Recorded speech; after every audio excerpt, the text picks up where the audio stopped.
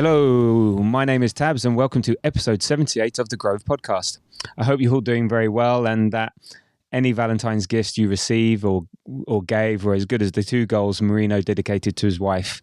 Yep, that's right. After the match, he gave an interview where he admitted that he'd forgotten to give his wife a Valentine's Day present and dedicated his brace against Leicester to her now. I hope she's a massive Arsenal fan, otherwise it might not fly. But there we go. So, but look, like Merino's goals that come in twos, he doesn't appear for ages, and then all of a sudden he bags a brace of pod appearances. So joining me today to talk about our new number 9 and the game against Leicester is Kuziva. How are you doing? And did you give or get anything as good as those 2 goals yesterday on Feb 14th? I didn't on both counts, but yeah, I'm good. I'm good, thanks, Tabs. Good to be back again so soon after I came back from my hiatus. But yeah, I'm happy. Good. And let's hope you put in as good a performance as Merino did in those final 25 minutes. So, in today's show, we will discuss that dogged but ultimately deserved win, I feel, against Leicester. And then we'll have a quick look at West Ham that's coming up next weekend. But yeah, let's focus on Leicester. So as we always do, what was your highlight and low light from yesterday's game? My highlights, 2 highlights. Obviously, winning is a massive highlight. I think a lot of us were scared after Kai got injured, and we're just wondering what's going to happen, right? So as much as we're confident it's Leicester, there was still a little bit of that hesitation around, are we actually going to come right in this game? So that's obviously the easy highlights. But then the main highlight really is our 2 teenagers. Just seeing them grow is just a joy to watch. And I'm going to end up, as long as I come onto this podcast, I'm sure I'll probably be using those guys as my highlights every single time.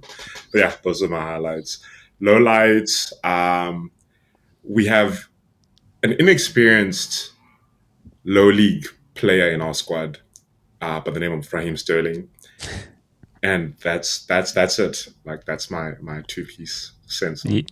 No, you've sort of not stolen my thunder, but you picked some obvious choices there. But that's fine. That's good. In terms of my highlight, I'm going to go Merino's second goal. Just it was game over, so that sealed the deal. I think it was going to be a tricky 10 minutes, but yeah. just the coolness of the finish. It was a bouncy. It sort of bounced up, and as he took it so smoothly, so clinically. And it was like I really love that. I really love that finish. So what the goal meant, but the way he took it and got onto it, and the whole move was fantastic. And we'll talk about it in a bit. So I thought that was really smooth, really clinical goal. So I liked that. A couple of other little mini highlights. Of course, you got the Waneri performance. That MLS clearance again. We'll get to. But I also like. I think maybe we all do, especially when we win. We watch and rewatch and watch again the goals and try and see every different angle and all that. And I love looking at the players' reactions. And a lot of the time, they're very cool. Like, we scored, but you don't see in the moment then jumping up and down. It's normally when they run over to the player and then they're leaping all over him. But when Merino got the header, Trossard let out a roar and he was celebrating. I think Odegaard on the edge of the box. I know he went to talk to Arteta. But a lot of the players were there, properly celebrating in their spots, and then they ran over to celebrate Merino, and I really I love watching that. And then I also then rewind to see the Leicester City players' reactions to the goal, and I love that. So those are sort of a couple of highlights that I liked. In terms of low light, of course Sterling, and we'll get onto that performance. But I don't know, there was a bit of the commentary that we were listening to on. Who was it on yesterday? TNT. Just the narrative from the get-go of not having Havertz, and there was one cross into the box, and it was like, look, that's what happens when you got a centre forward. I'm sorry. Now I'm going to say the name Robert Ludlow. Now I don't know if that means anything to anyone, but he used to be the tallest man in the world back in the day, back when record breakers was Norris McWhirter and co. And not even he would have got it, and he was like about 10 foot or something like that. And it was just basic. The narrative from the beginning was just like, all right, look, we know, and it's sort of like it was just very easy. But there we go. So anyway, but let's focus on the highlights. So as we start, The lineup was Raya, then Timber, Gabriel, Saliba, MLS, Rice, Odegaard, Partey, Waneri, Trossard, Sterling. So a bit Lilliput FC up top, and it was the first time since 2021 that we'd started without Saka, Martinelli, Jesus, or Havertz in the team. So that's 138 league games one of those players would have been playing. So when you saw that lineup, what did you think? I mean, were you happy with it? Do you think he could have done anything different? I was happy with it. I mean, I didn't expect anything else really, just given the squad players that we have currently available. So I wasn't too surprised by that whole setup. I'm glad that we had the bench that we had. Yes, we have no attacking players, but I don't know if you guys are watching the United game right now. But some teams don't have benches, right? So I'm glad that we still had some options to bring on if anything was just going terribly. But yeah, I'm happy to see our squad stepping up, even though we are being hemorrhaged by injuries. And it's crazy to hear that stat, though. Like, evidently, those guys are part of our core team. Like, 138 league games is insane. What a different time.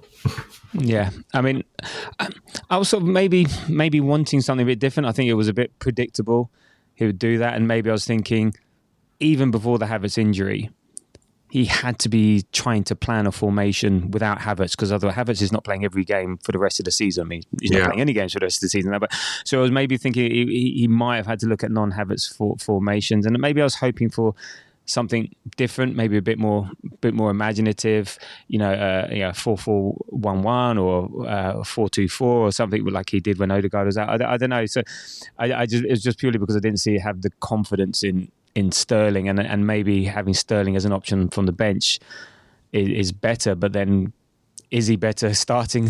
And then I don't know. It's a toughie. So I was maybe hoping for something different, but then based on his comments in the presser before the game, I think he said, "Well, look, you can guess what my lineup's going to be." So maybe it was going to be that all along. And then nice to see Ben White back on the bench. So he's now back with the squad, and Butler Oyeji was seen to be the academy player chosen to fill the Martinelli Havertz gap from the academy, because we were all wondering whether it was going to be Saka Junior or him or someone else. So he seemed to be getting the choice. So, but yeah, I think we were all worried about the bench, and it was ironic that the bench won it. So, so maybe it was a master stroke. What the fuck? What do we know? What do we know? Eh?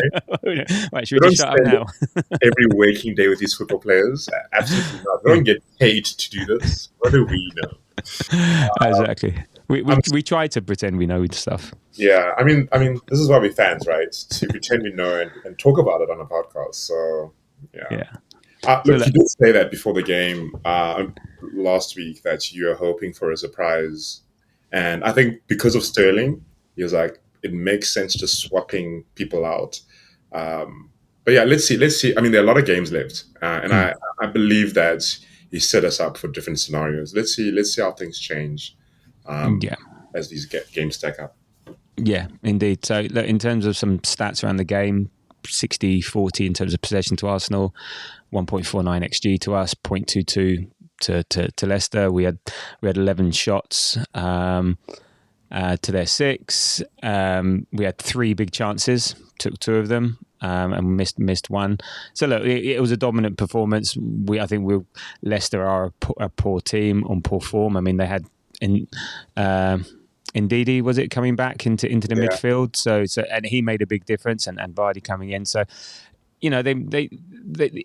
I think we got lucky with this fixture. To come off the injury and to Martinelli and Havertz. I think we were lucky to have not such a sort of taxing game, but Leicester are up for it, and they played well. But go on, before I go into my thought, what were your overall thoughts in terms of how the game panned out, and in terms of the performance as a whole? How did you feel it went?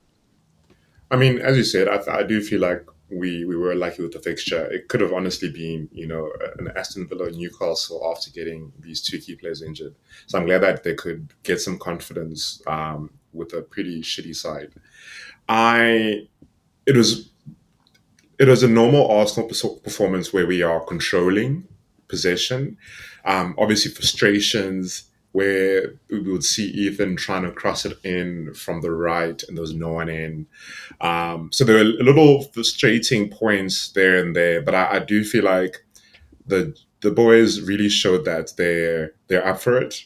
They're like, yeah, our team has been dissipated by injuries, but we are still a good team. Um, and look, I'm happy with the win. Honestly, it took us a long time to get the goal, but I'm happy with the win. Were there any frustrations from that first? I mean, the first half was I've completely it's like been wiped from my memory already. It's like Yeah, Men in mine Black too. and all the rest. It was so bad. But were you frustrated with that first half and with the performances and like the number of offsides and the fact that we couldn't get going? It was very turgid. It wasn't very fluent. Or were you pretty accepting of that because you have the patience because we've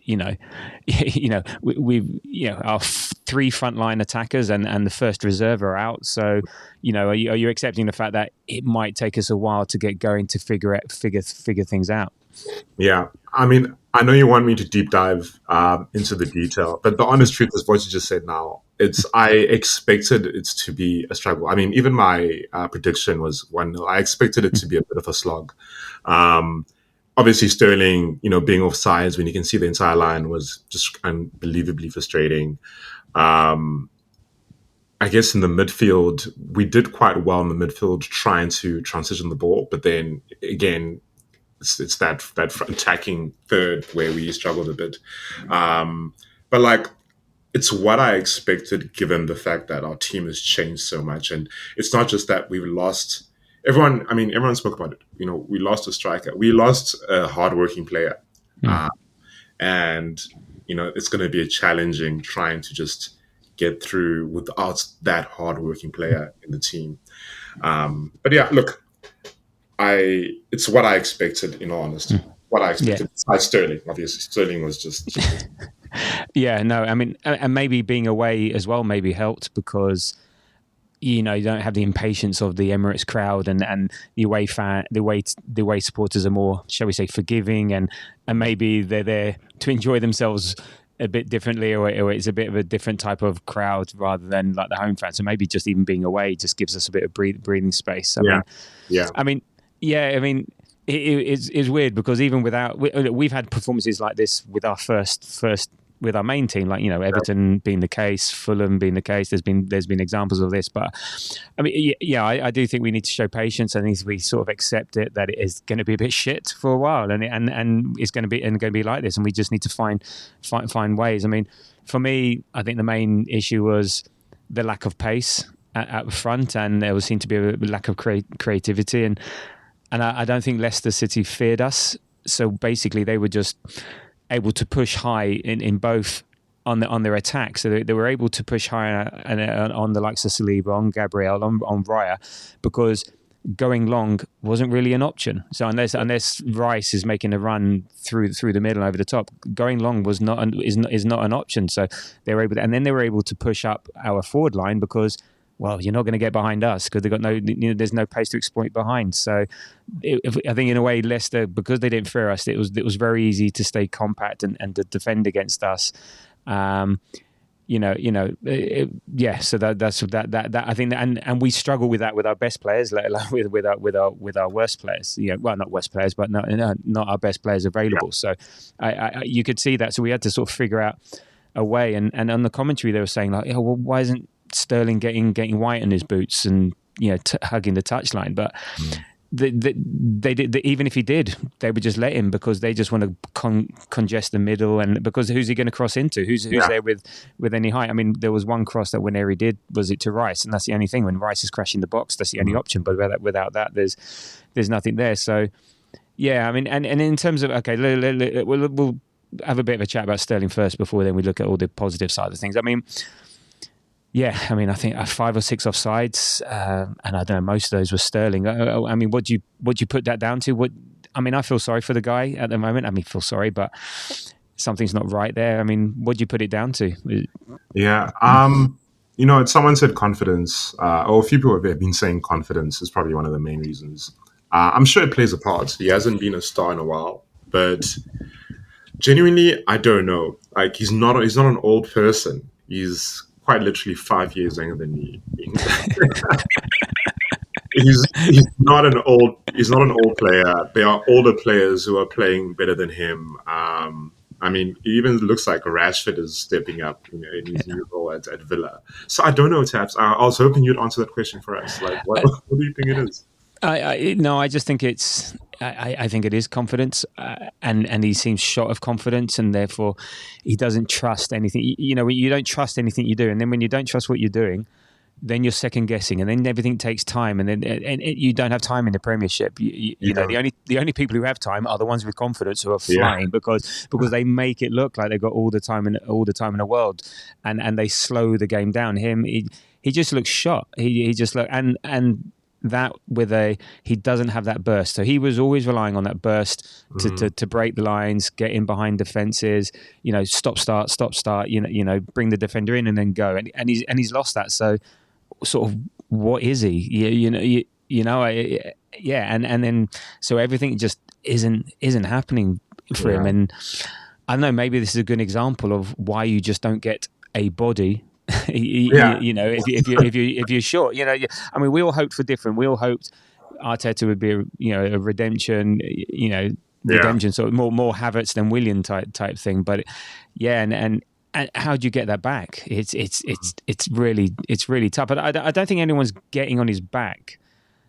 But you just like that. But it's just that. Whenever he does it, it's even worse. It's sort of like, it's not like you're going to get rolled up and everyone go, oh, for fuck's sake, it's like, it's more like when you say to your kids, I'm disappointed in you. It's different when my parents say that, when they say that, I'm model. No, but you are. I think you are right in the sense that when your confidence is down, it's hard to do anything really. So, what a shame. I hope off the bench he gets some chances to start, picking up that confidence. We're already in February. We've had this guy since August. I'm not going to hold my breath. But I guess we do need him. I mean, so going forward, so sort of jumping ahead, would you? What's worse? You start him, and then maybe he doesn't have the impact on the team, or you bench him, and oh my god, his confidence goes down. It may be that a run of a few games, a run of being in the team that wins, maybe something clicks. I don't know. Maybe we're just hoping, but would you think no, that's it? You're done now as a starter. Sorry, mate. But then, really, is he an option off the bench? Are you going to get much? At least if he starts, I don't know. Would you be benching him or starting him against West Ham? Oh, it'd be hard to bench Merino after what he did. But just on your point around confidence, it would tank even more if this is his chance and it's gone. So it's an interesting question, and I wonder if it's a question on Arteta's sticky board wall where he's trying to figure out, should I drop this guy? Should I keep him? Should I try to get that confidence up? Because we know how good Sterling is, right? Or how good he was. And I do feel like he still has a skill and he still has the burst, but it's just how he executes the burst, how he tries to drop his shoulder with his skill. He has that. He's just not doing it the way he used to do it or the way we expect him to do it. What would you do? Would you drop him? I would. I think West Ham at home, you got one more chance. Yeah. I would say you got one more chance, and it's more a reflection on him than Merino, thing like that. And you got one more chance to prove yourself and do that. Now, they say pressure creates diamonds and stuff like that. How does he respond to that pressure? He'll know that's his last chance. So, don't know. I think I would just give him one. And look, but even then, the offsides yesterday, that smacks of someone who's just lacking something. He needs to get that 1 yard ahead because he doesn't have that pace anymore. So I don't know. I think I would just give him one, but it's one of those. It's the easy. Okay, put it like this: the easy choice would be to bench him. Yeah, from a footballing level, but we know we often, and Arteta deals more sometimes on a person level, and I'm thinking if the opposition was potentially tougher, I think no, he wouldn't start West Ham at home.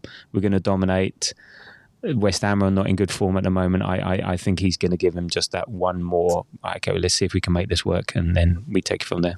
And as you say, it's Tabs, like we have no one else. There's actually no one else. So we need to put our money on him, and let's see if he actually steps up. So look, let's look at the key moments, and this is where we can start talking positively. As I said, like first half, null and void. It's gone. Forget it. We don't need to torture ourselves by talking about it. I think the only good opportunity was when there was a chipped ball over the top from Odegaard to Trossard, but he just couldn't get his feet in order and missed it. I think Leicester had a couple of chances, but that was it. Nothing. The closest effort I think was an Ndidi header, which he headed wide in the 49th minute. So let's forget about that and let's focus. The second half, was much better. I think we upped the tempo. Bit more space was opening up. We were a bit more direct, and I think the biggest difference or the biggest driver behind that was Odegaard. Odegaard in the first half was showing his recent form, but the second half he seems to step up. But actually the one shining light maybe definitely out of the first half and actually out of the second half was Waneri, and then go on, give me your take on Waneri and what you thought about his performance, and actually in MLS as well. Both of them before we sort of go through the moments. Just before I go on to those two, there was a chance in the first half where Rice headed wide. Yes, he's headed wide when he's got a peach of a ball come through his way. I know he knows this, and I'm pretty sure he's very hard on himself. But bro, if you're gonna get into these positions, you need to not hit a ball. You need to not hit a ball. And he's getting into these positions. He's getting into it. Yeah. Well, at least he's getting into them. That's exactly. I thought that one was a corner. Was that not a corner? It should have been given as a corner. So I thought he headed, but it wasn't good. Actually, I don't remember. To me, it felt like if it should have been given him as a corner, he still shouldn't have totally breaks it. I know what you're saying. It wasn't a Merino-esque header. Yeah, exactly. But just on the two superstars, one of them is 17 years old. Actually, both of them, their age combined, I am older than them by that's insane. But it's just what I love about Ethan is that he's so direct. He's direct, right? He's super quick, deceivingly quick. And he doesn't mind going on the outside, doesn't mind coming in. Just going back to what you're talking about when you spoke about how, in the Premier League, you don't have time. Ethan seems like he always has time. And for a youngster to have that type of mentality or aura around him at this stage, and we think about our injuries and imagine just the psyche behind our team right now, where they are as a group, being 7 points behind Liverpool. We've had all these injuries, and these kids are still saying, we're going to show up. It's incredible. MLS, I knew him before I knew Waneri. I knew they used to speak about him all the time. I mean, I'm sure most of us who follow the youth team know this. So seeing him now step up, seeing him now taking on that left back spot, as it's his own, has just been, probably the highlight of the season. As much as Ethan's killing it, MLS doing what he's doing is the highlight of the season. And I don't know if we're going to speak about it later, but I'm going to bring it up now.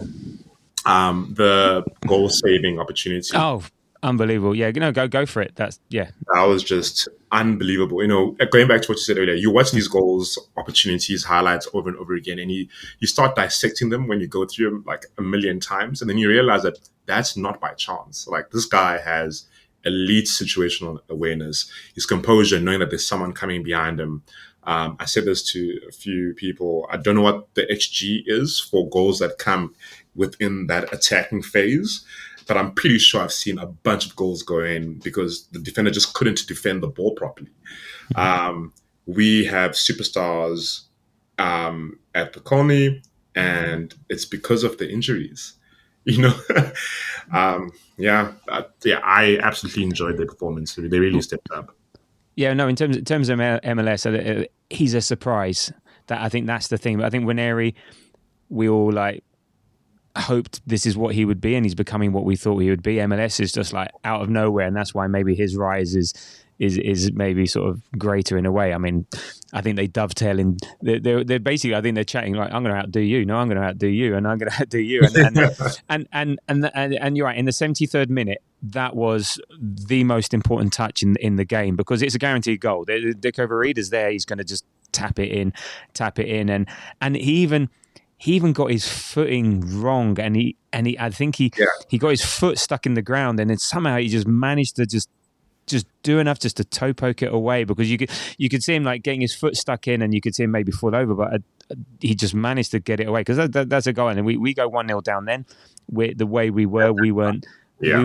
we weren't coming back. Or I didn't see it. I mean, didn't see it happening, but and that was just after. So Merino came on in the 69th minute, and it finally a bit of presence up front, finally a bit of height up there, something different for their back line to think about. And then and even before then, we're talking about Waneri, he was already showing signs of what he was going to offer through the latter half of the game. Like he had that Odegaard sets him up for his shot that he did his trademark coming inside off the left, I think, and he clips the top of the crossbar.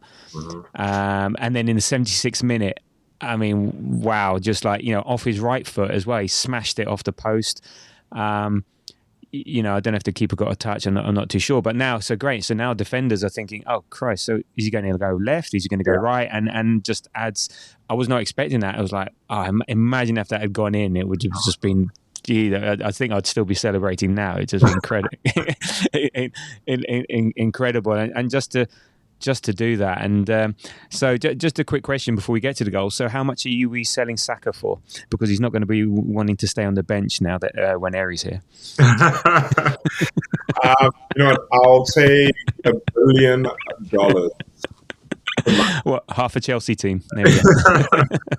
I mean, it's a great problem for Arteta to have. Everyone keeps on talking about, oh no, what's going to happen? It's a good problem. You need to have problems like that. When you have Madrid, you have Rodrigo crying on the bench because his Mbappe and Vinicius Jr. trying to play on, Yeah, I don't know how he's going to figure that out, but I'm glad that we have this problem now. Well, everyone's been crying out, we need a Saka backup. And as I said in the last pod, you don't buy backups for Saka because no one comes in. You can't. So this is amazing. We found an internal solution.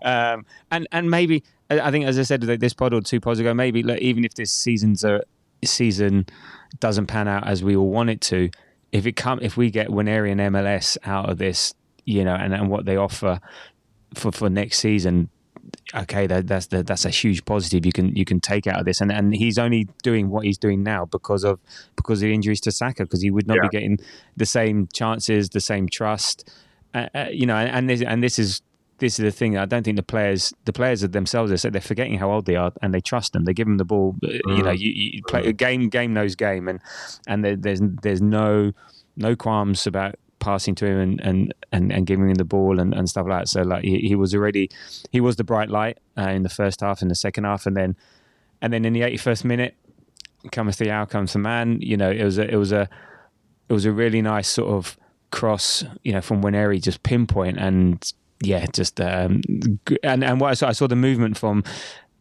I saw the movement from Merino, and it was really good. And it's actually very similar to what he would do as a number 8. But instead of crashing the box and coming in late to make that header, it was more guys. He was actually making creative movements. So he moved forward and moved back, and you trust him in that place with a header. He scored one similar to that against Germany in the Euros.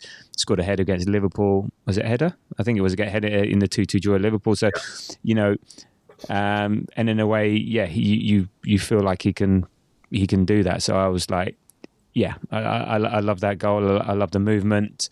And I don't think it's too much of a stretch in imagination. It's not like, I've never played forward before, but movement in the box, where to position yourself, what he's going to want to do, and and it was just relief. I think there was a lot of relief when that goal went in. How were you feeling? Yeah, so honestly, I'm not even joking. I called it because we had seen Ethan try, put one of those balls in. So I literally called it as soon as Yeah. he got it back from Odegaard, and I was like, yeah, this is it. Went through, and as you said, his movement was the movement of, you could argue a striker, but these guys are professional footballers, so they know how to do this. I'm pretty sure Gabriel knows how to do this, right? Yeah. So seeing him take it the way he did, it was absolutely expected. Ethan's ball was perfect, absolutely perfect. And I mean, as I said, actually, not just that.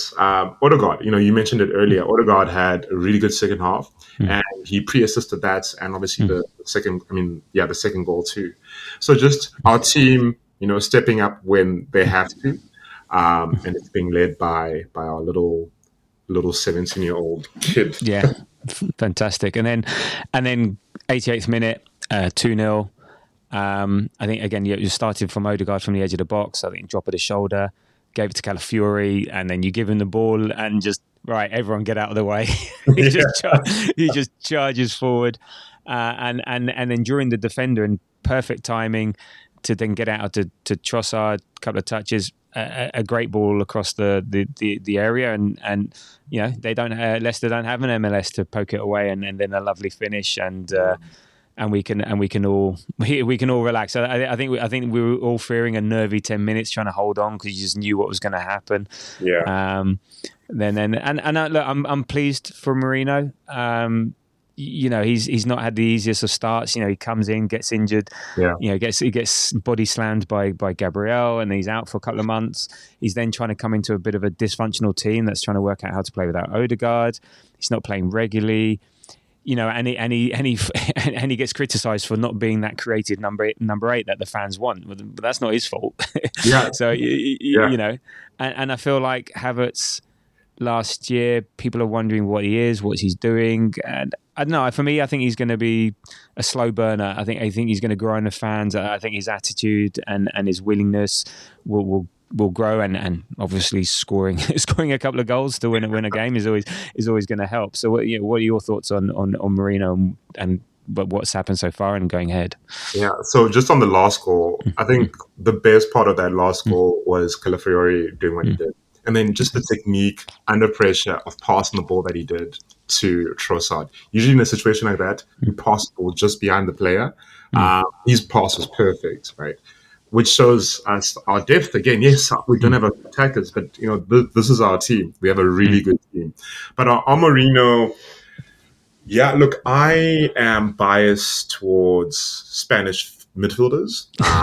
They're really intelligent. They're really tidy, regardless of size. Remember, we know like Santi, everyone, all of them. Yeah. The only one who, in my generation, I watched, wasn't super technical, but still incredible, was Marco Senna. But he was still, a very technical DM at the time. So I'm biased towards players like that. And I see his intelligence. I see what he's going to bring to the team. It's going to take a bit of time, but there aren't many players in the world that are his size who are as tidy and agile as him. I wouldn't say not maybe agile, but as tidy as him. He's a very, very smart player. And we're going to start seeing his value more and more, the more confidence he gets. And, oh, great, our striker's injured, so let's put up our 8 so he can get his confidence up because we know he can score headers. I think last year he was in the top 99th percentile for headed goals. I'm really hopeful, but that's just my general sentiment as an Arsenal fan. Yeah, no, I like him, and I think I might become a Merino apologist like I have done for Havertz. So I think. Yeah, I think I will defend him. Yeah, you're right. There's just something about him, demeanor, just where he is. I've got a lot of faith that he's going to be good at what he's expected to do. As I said, I think it's just that fans wanted like an Elise or an Eze at number 8 and not someone like him. But let's see. Let's see if his true worth comes through over the rest of the season. So. And yeah, it was a bit ironic that the lack of attacking options off the bench, and we go and win with with subs off the bench.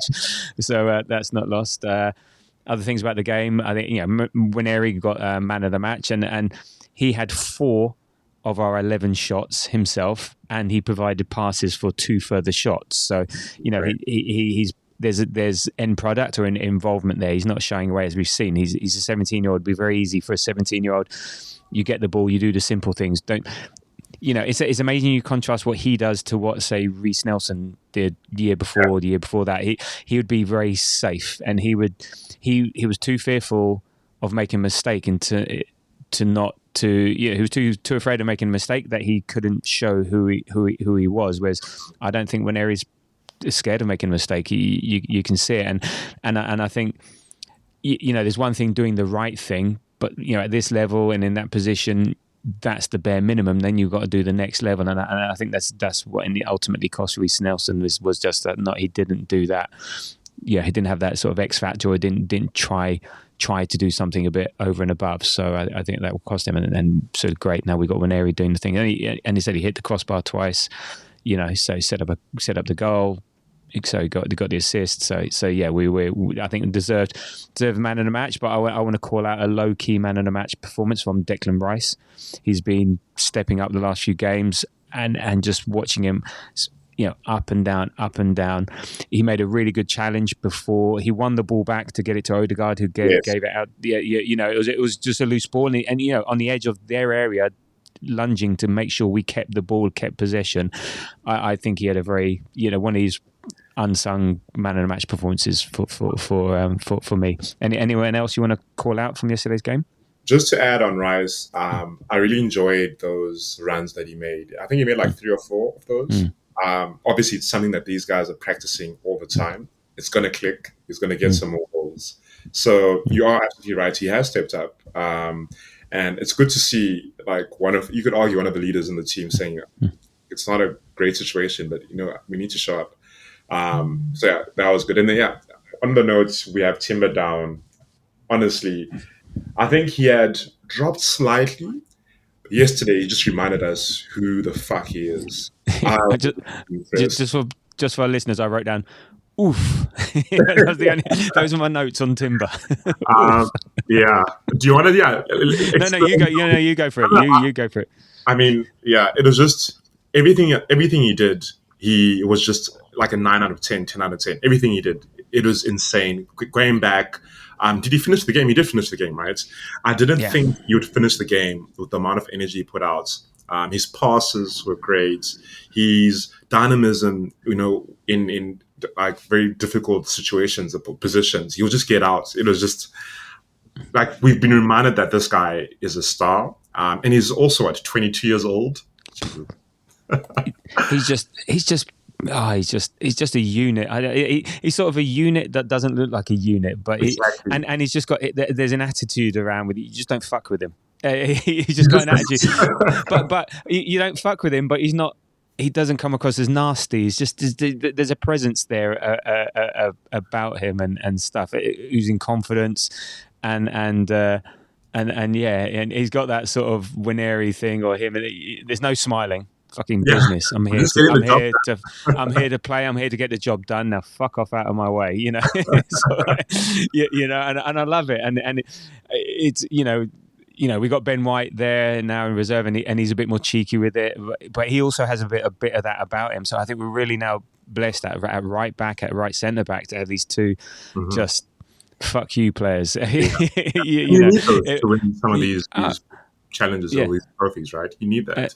Yeah, absolutely, and again, it's a bit like it's a good problem to have. So again, it just goes to show when our squad is fit, we have a very, very good team. We have very, very good options, and it's just getting them that way. So yeah, I like that. I said I think we called out Odegaard, did a really good second half.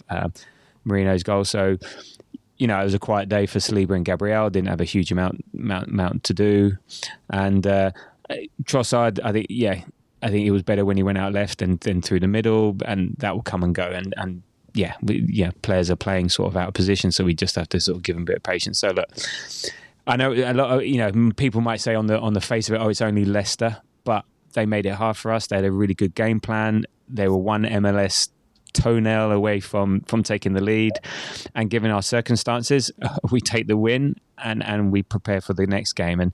And talking of sort of wins and how we're doing so far, that's 15 Premier League games in a row unbeaten, which is the first time we've done that since April 2011 under Wenger. So it's like Yeah. draw, 3 wins, draw, 3 wins, win, draw, 3 wins. So, well, shit, that means we're going to draw against West Ham. But that's low key, again, a low key. I know those draws are frustrating, but a lot of people forget under the circumstance, and we went out of the cups frustratingly, but in the Premier League, we've not been beaten since November, the last international break. It's like that's one hell of a run, and it should continue. Yeah, it should, and we should definitely look at this and be grateful that our team they're stepping up. The games are frustrating. We're not doing what we want. We're not, winning 4-0 like what we did last year for a good 5 games or whatever. But we're not losing. And I think that's massive given just where we are squad wise. No, absolutely. So look, let's have a quick let's wrap this up in a couple of minutes. Let's have a quick look at West Ham. I know we've got a week, and a week is a long time in football, as we found out last week. So, I'm not going to get too many hopes up. I mean, unfortunately, Wolves tried to come back today against Liverpool, but didn't quite make it. But Liverpool, they started to look a bit edgy. I think the pressure's starting, and they play Villa midweek, and then it's City next week. So, don't know. Maybe some cracks. Maybe it's just one of those games they got through. But we need to keep the pressure on. We need to keep going, just doing our thing. And so we play West Ham next week. And what are you looking forward to? Not looking forward to about the West Ham game? I guess I'm not looking forward to the fact that it's a derby, so it's a bit random, but I am looking forward to, which is a bit contradictory to my statement, I am looking forward to us smashing them like 4-5-0. If anything, hat trick. Yeah. Oh my God. If anything does come out from their team, it will probably be Kudus or Bowen. Bowen is back, right? Yeah. Yeah. I mean, they're not in great form right now. They're currently sitting on 16th. They're just a very average team. They shouldn't cause us any problems.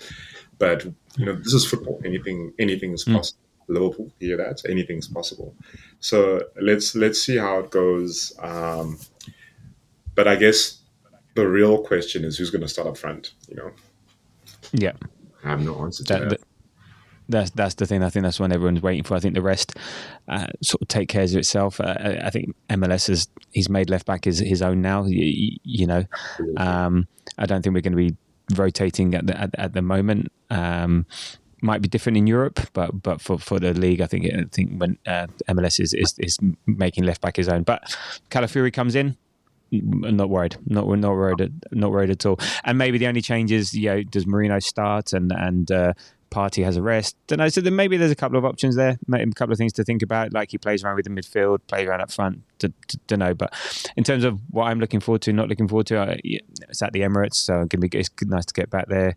And then seeing how the team adapts, seeing how the team adapts to the current situation, seeing what formation comes out, and see where we play. And in terms of not looking forward to, I just hope the crowd are patient and we don't have an impatient crowd. So if Sterling does play, we get behind him as much as we can. It will maybe be a bit turgid. We don't have the relationships. We don't have the same front line. So we're going to have to just be patient. And again, first halves, we might have to just grind it out and then just make sure that we're, again, often be in the game with 20 minutes to go and then go and get it sort of thing. So thinking about that. So we'll see. But last time we played was that bizarre 5-2 game at the London Stadium. It was 5-2 at half time.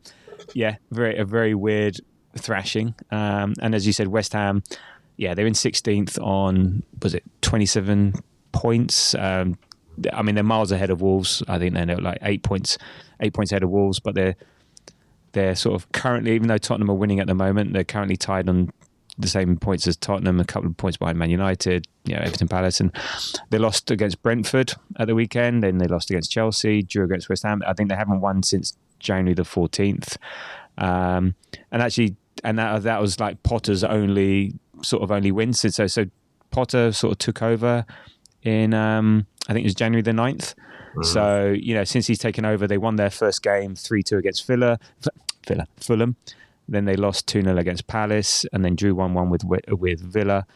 Lost 2-1 against Chelsea and then lost yesterday against Brentford. So Potter's not exactly had a new manager bounce. I think there's a bit of unrest there. They've got Ferguson on loan from Brighton, and James Ward-Prowse is back playing with them. So I don't know if it's a loan cancelled or they've loaned him for Forest because they sold him to Forest, whatever. But he's back. He's back. He's back. He's back there. You mentioned Bowen, Kudus, Paqueta. They seem to be the Souček. They seem to be the danger men, and they've got a couple of injuries. Somerville, hamstring, Fulkrug, hamstring. Fucking everyone's doing. It used to be ACLs used to be the trendy That was injury. last season. Yeah, on the catwalk, everyone's hobbling with an ACL. You know, back 3 years ago. Now everyone's hobbling down the catwalk with a hamstring injury. It is weird how there are trends in injuries. I know. Yeah. And this time around, it's actual tears. You know, it's not just grey pools. We've seen a lot of tears, which is wild. But that's nuts. That's painful. So look, it's a should win. It's a must win. What do you a week out? What are you predicting? Yeah, I mean, it's definitely a must win and a should win. But I don't want to say anything else besides that. So I'll leave it at that.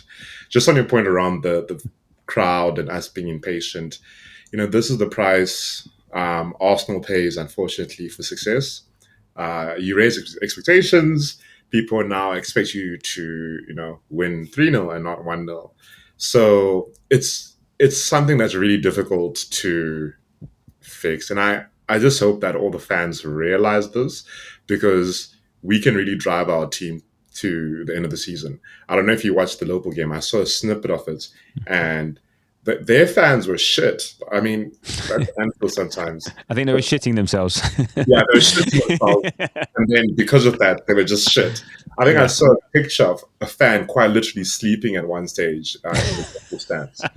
And it's because you guys expect the most. So let's step up where we can as fans. I know I'm speaking to probably about 600 people. I hope. But what do you think? I know, as I said, a week is a long time, and I'm just like, who's going to get injured this week? Let's see. But what do you think?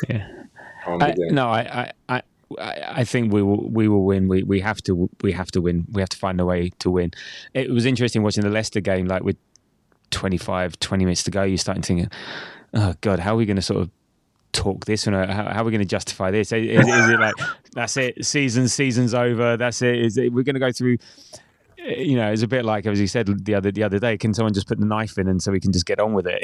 Get on with knowing that we're not going to win, and we're just hanging on, and it's going to be horrible. It's, you know, what we want and what will happen. You know, are West Ham going to be defensively solid? It's at home.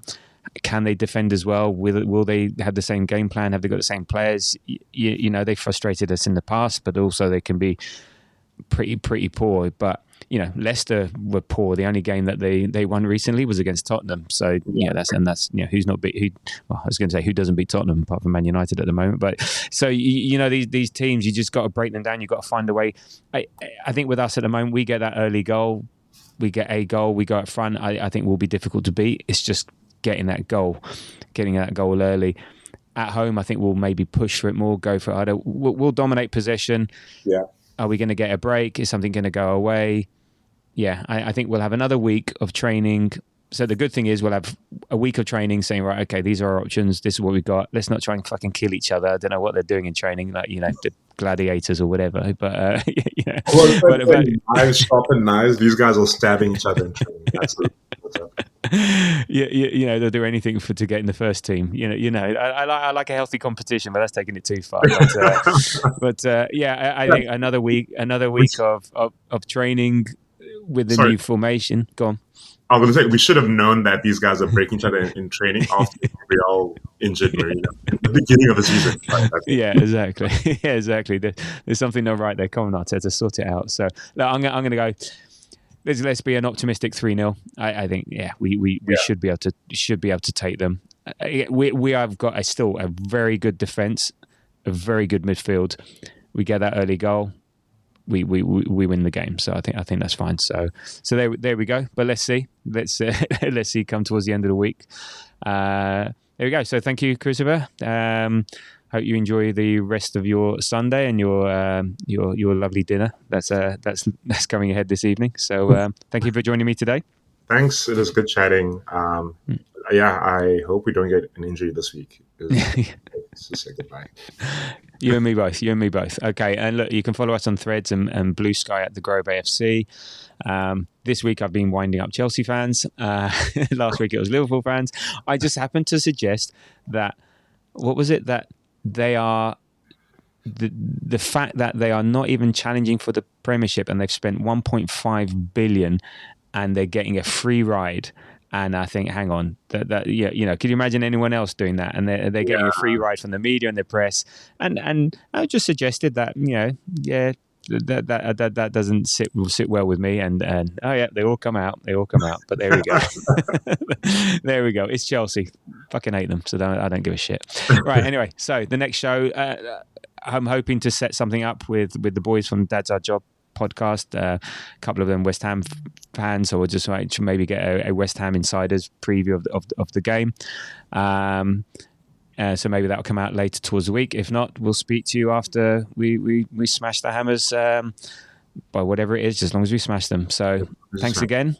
Thank you again. And until the next time, come on you Gunners.